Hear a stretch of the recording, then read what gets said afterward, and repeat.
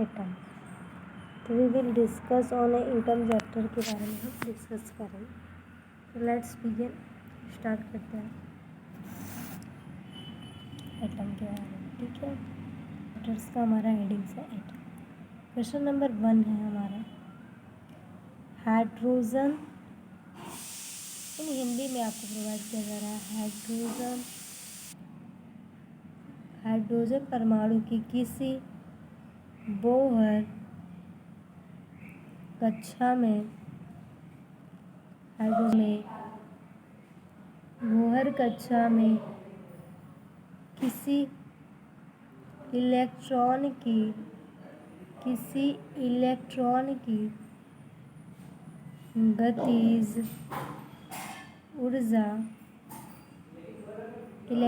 की गतिज ऊर्जा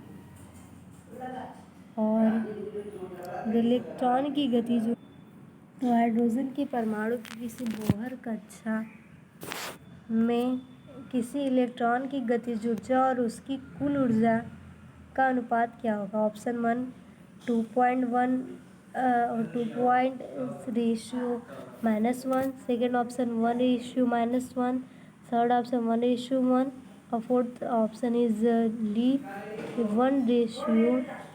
1:-1। ये ऑप्शन आया हुआ है। चलिए हम सॉल्व करते हैं क्वेश्चन को और देखते हैं कि आखिर में इसका आंसर क्या होगा। हाँ बच्चों, आप प्रयास कीजिए, वीडियो को पॉज करके देखिए कि क्या हो। चलिए मैं आप सब सॉल्व करके दिखाती हूँ। क्योंकि हाइड्रोजन परमाणु की बोहर कक्षा में इलेक्ट्रॉन की गतिज ऊर्जा का सूत्र होता है इलेक्ट्रॉन के K = RH/n²। ये होता है तो K/RH। तो हाइड्रोजन परमाणु की बोहर कक्षा में अगर इलेक्ट्रॉन की कुल ऊर्जा की बात करें तो ये भी वही होता है। और क्वेश्चन हमसे पूछा है कि इलेक्ट्रॉन की गतिज ऊर्जा और क्या पूछा है, गतिज ऊर्जा और उसकी कुल ऊर्जा का अनुपात। तो दोनों वैल्यू तो सेम आती है, बस बशर्ते कि ई इसके, जैसे कि हमने पहले ही क्वेश्चन में देखा था, उसके माइनस नेगेटिव साइंस के बराबर होता है। अगर मैं ऊर्जा की बात करूँ फिलहाल तो माइनस का RHS/n², यही वैल्यू आएगी। तो रेशियो क्या बनेगा? अगर मैं इसका रेशियो करूँ KEn/TEn तो आएगा RHCn² अपान में माइनस का RHCn²। अगर काटूंगी तो बचेगा 1:-1। तो हमारा सी ऑप्शन, कौन सा ऑप्शन हमारा? B option is right, 1:1। Question बहुत इजी था, क्योंकि हम जानते थे कि वी आर नो कि K =- इसी फार्मूले को वेस्ट करके मैंने उसको सॉल्व कर दिया। जब हम ये जानते हैं तो इससे भी हम डायरेक्टली कर सकते हैं ना। जो वैल्यू दी हुई थी RHC/n² था और उसकी वैल्यू मैंने RHC/n² रखा और बस सॉल्व कर दिया। तो आ गया हमारा 1/-1। रेशियो में निकाला तो 1/-1।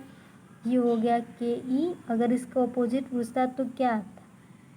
इसका अपोजिट पूछता है तो कौन सा ऑप्शन सही होता? इसका अपोजिट पूछता है तो इसमें ऑप्शन ही नहीं दिया हुआ है। अगर मान लो आपको पूछता है EN/K तो आपका आता है -1/1 आता है। ठीक, तो नेक्स्ट क्वेश्चन की ओर बढ़ते हैं बच्चों। चलिए नेक्स्ट क्वेश्चन हम बात करते हैं क्या होगा। अगला क्वेश्चन है कि आपका बामर की अंतिम बामर श्रेणी की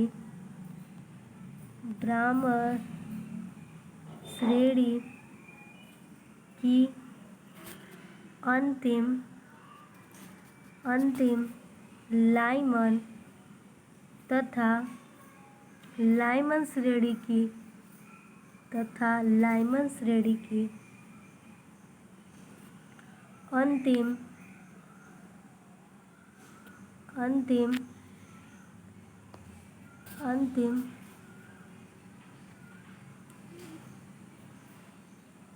लाइन की तरंग दैर्ध्य का अनुपात है। तरंग दैर्ध्य का अनुपात है। तब हमसे पूछ रहा है कि बामर श्रेणी और लाइमर श्रेणी। तो हमसे पूछ रहा है कि लाइमर के तरंग दैर्ध्य का अनुपात और बामर श्रेणी की अंतम श्रेणी का और लाइमर श्रेणी की अंतम श्रेणी की तरंग दैर्ध्य का अनुपात हमसे पूछ रहा है। तो सिंपल सी बात है, तरंग दैर्ध्य का ऑप्शन 1 दिया है 2, ऑप्शन बी दिया है 1, ऑप्शन सी दिया है 4, ऑप्शन डी दिया है 0.4। चलिए देखते हैं क्या आंसर होगा। चलिए सोल्यूशन पे करते हैं। We will discuss solution. क्योंकि स्पेक्ट्रल रेखा की तरंग दैर्ध्य होती है 1/λ z² r 1n1² का स्क्वायर और 1/λ होता है तरंग संख्या, क्योंकि 1/λ होती है हमारी तरंग संख्या, होती है तरंग संख्या। आर होता है रिडरबर्ग, ये सब बताने की ज़रूरत नहीं है फिलहाल। रिडरबर्ग नियतांक, आर होता है रिडरबर्ग नियतांक। और n1 और n2 होता है प्रथम और द्वितीय कक्षा, प्रथम और द्वितीय कक्षा। इतना तो पता ही होगा, नीट में आ गया। सोल्यूशन की ओर चलते हैं। तो 1/λ होगा z² r। तो n की वैल्यू क्या दिया हुआ है, तो ये क्वेश्चन में पूछा बामर श्रेणी की के लिए प्रथम कक्षा। तो बामर की प्रथम श्रेणी होगी n1 = 2 और अंतिम श्रेणी होगी n1 λ इनफाइनाइट। प्रथम श्रेणी, क्योंकि बामर लाइमर पहली श्रेणी होती है और बामर दूसरी श्रेणी होती है। तो लाइमर के लिए हम यहाँ लिखेंगे 1/2² और अंतिम के लिए लास्ट वाले के लिए 2 का मान रखेंगे इनफाइनाइट का होल स्क्वायर। तो Z की वैल्यू जो कि हाइड्रोजन है, तो हम यहाँ पे लिखेंगे Z की वैल्यू 1, R की वैल्यू रिडरबर्ग है तो R रहेगा ही। तो यहाँ पे 2 को सॉल्व करेंगे 4 इनफाइनाइट का फिर तो 1 आ जाएगा। ठीक, तो लैम्डा की वैल्यू ये आ गई। इसी प्रकार अगर मैं लाइमर की निकालूंगी तो लाइमर श्रेणी की अंतिम रेखा, लाइमर श्रेणी की अंतिम रेखा के लिए n1 = 1, n2 = इनफाइनाइट। इनफाइनाइट तो सभी जाते हैं, स्टार्ट 1 से होता है, 2 से होता है, लेकिन जाता है इनफाइनाइट तक है। तो फार्मूला वही स्पेक्ट्रम के लिए 1/λ = z² r 1/n1² फार्मूला में लिखा है 1, ये यहाँ पे हाइड्रोजन है, रिडबर्ग नियतांक n की वैल्यू 1² और यहाँ वैल्यू इनफाइनाइट का स्क्वायर आया 1/λ1। फिर आगे इसको सॉल्व किया तो आएगा 1 में से इनफाइनाइट जाएगा तो इनफाइनाइट चूँकि 0 1 आया, 1 में से 1 गया 1। तो यहाँ पे मेरे ख्याल से ये पूरी वैल्यू हो जाएगी 1, क्योंकि इनफाइनाइट/1, क्योंकि यहाँ इनफाइनाइट का 1 आता, 0 आता, 0 का 1 में भाग दिया तो 0, ये पूरी वैल्यू ख़त्म, 1 आ गया। तो यहाँ पे ये आएगा तुम्हारा R आएगा। ठीक, तो अगर मैं बात करूँ दोनों का डिवाइड करना था लाइमर और बामर का, तो L/बामर B। तो यहाँ पे देख सकते हो आप भी, यहाँ पे L है ना, सॉरी यहाँ L है,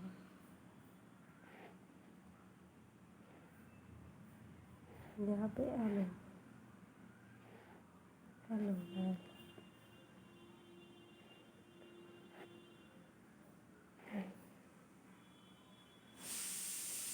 यहाँ पे L होगा ना।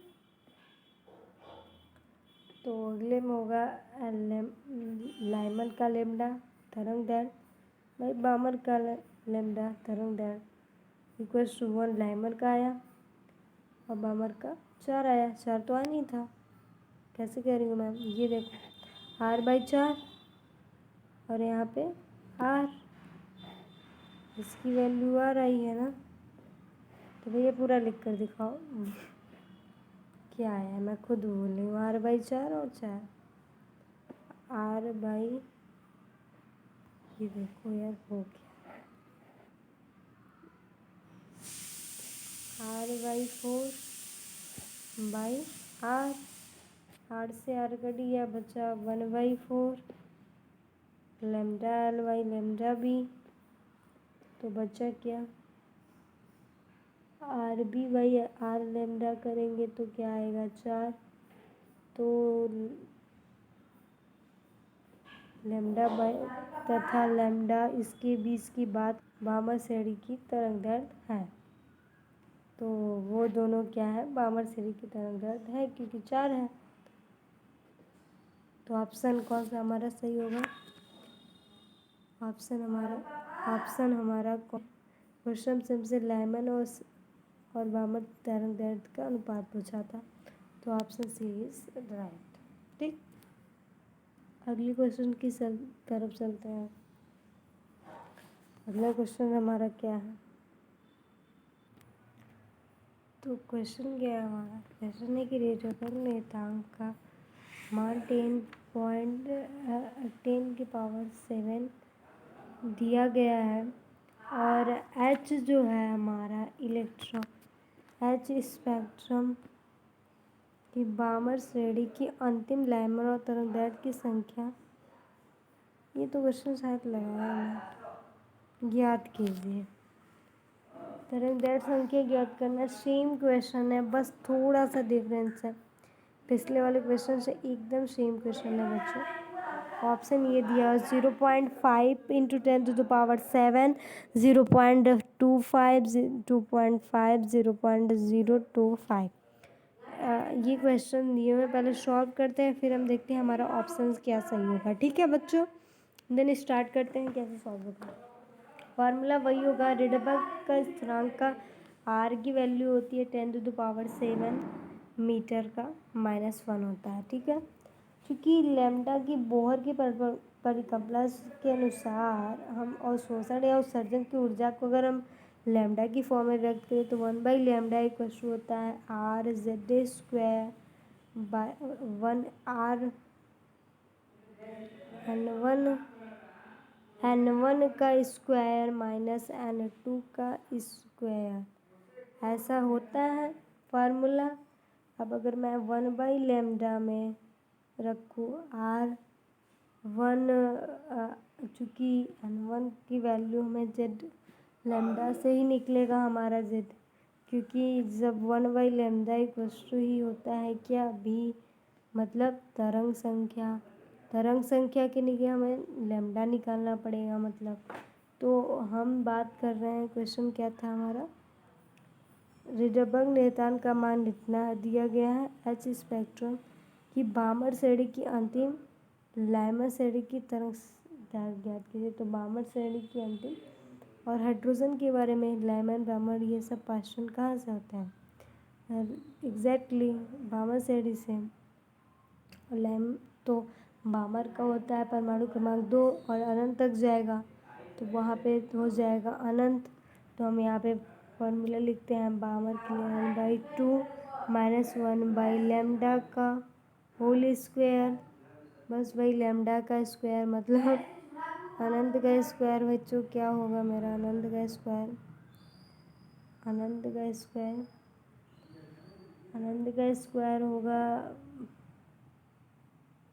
1 10⁻7/4 आएगा, फिर बचेगा 0.25। काटने नहीं आता, ऐसा कमेंट करते हो जैसे काटने नहीं आता तुमको। कह दो तो मुर्गा काट के खा जाओगे। और यहाँ पे छोटा सा क्वेश्चन न्यूमेरिकल नहीं सॉल्व होता है तुम लोग। वो क्वेश्चन सॉल्व हो गया। अगला क्वेश्चन है अनापेक्षित उपगमन। उपगमन माने क्या? अनापेक्षित उपगमन के उपयोग से अनापेक्षिक उपगमन के उपयोग से हीलियम प्लस की तृतीय कक्षा में इलेक्ट्रॉन की चाल होगी। अरे बाप रे, इतना छोटा क्वेश्चन दिया हुआ है कि अनापेक्षित उपगमन का उपयोग से हीलियम प्लस की तृतीय कक्षा में इलेक्ट्रॉन की चाल होगी। के की वैल्यू दिया हुआ है, जेड की वैल्यू दिए हुए हैं, एच की वैल्यू दी हुई है, ऑप्शन दिया हुआ है ए बी सी डी। बताइए भैया ऑप्शन क्या होगा। सॉल्व कीजिए पॉज करके और तुरंत। मैं सॉल्व करवाती हूँ, फिर भी अगर आपको सॉल्व करना हो तो भी और नहीं करना हो तो भी मैं सॉल्व करती हूँ। एन की वैल्यू होती है -13.6 Z²/n² इलेक्ट्रॉन वोल्ट होता है ये वैल्यू।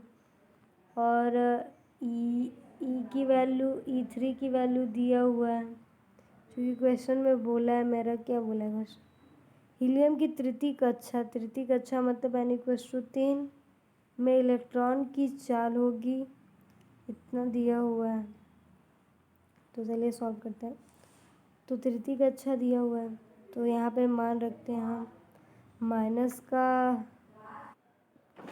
n की वैल्यू हमने रख दी यहाँ पे 2 और z की वैल्यू भी 2 होगी, क्योंकि हीलियम परमाणु है।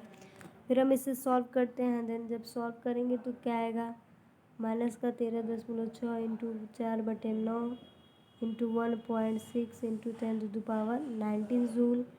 अब बोहर के मॉडल से हम देखेंगे तो E3 की वैल्यू हो जाएगी -3.6 इंटू Z²/n² होएगा, इक्वल्स टू क्या होगा 1/2 mv² के बराबर होगा, मतलब काइनेटिक एनर्जी के बराबर होगा ना, काइनेटिक एनर्जी के बराबर। तो वो काइनेटिक एनर्जी के बराबर तो me हो जाएगा, चूँकि इलेक्ट्रॉन का है, v की वैल्यू भी इलेक्ट्रॉन का वेग होगा, तो हम इलेक्ट्रॉन का वेग निकालते हैं। इन दोनों में कंपैरिजन करके इजीली में निकालेंगे। इन दोनों में कंपैरिजन करूँगी और मैं निकालूंगी, आप देखिएगा बस और समझने का प्रयास कीजिएगा बस। 13.6 into 4/9 into 1.6 into 10⁻19 into 2/9.1 into 10⁻31। बस फॉर्मूला बस वो रखना है, और रखेंगे तो आपको कुछ 1.16 इंटू 10⁻6 मीटर पर सेकेंड आएगा, मतलब B option is right. B option आपका सही होगा, बस ये है ना बी ऑप्शन, ये ऑप्शन इज़ राइट। ठीक है, बस हो गया, क्लियर है। अब अगला क्वेश्चन है निम्नतम ऊर्जा